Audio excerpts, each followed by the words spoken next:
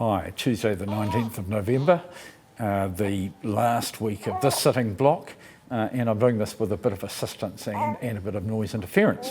We start the day with questions to ministers. Paula Bennett to the Prime Minister about whether she has confidence in all her ministers. Paul Goldsmith to the Minister of Finance about negotiations about land occupations. Kiritapu Allen to the Minister of Finance about the economy. Chris Bishop about applications from the Provincial Growth Fund. Nick Smith to the Minister of Justice about electoral law. Jan Tinetti about school donations, the Minister of Education. And Nikki Kay, a question about the task force report on tomorrow's schools, again to the Minister of Education.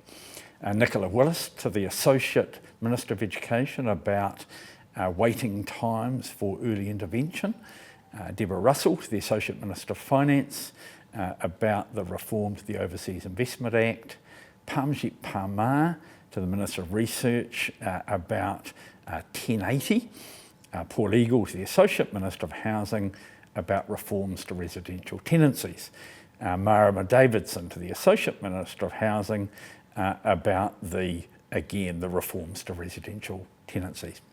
We'll then go on to a government order of the day, a debate on the sessional order on the use of Parliament TV coverage.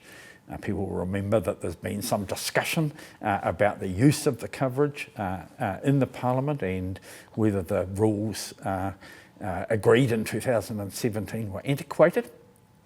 And we've got a trial system which Parliament is going to discuss.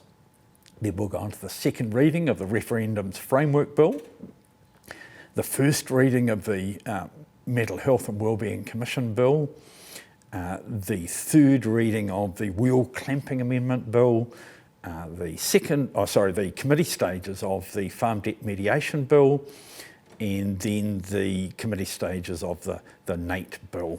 That's probably about where we'll get to today, and we'll be back again tomorrow, Wednesday.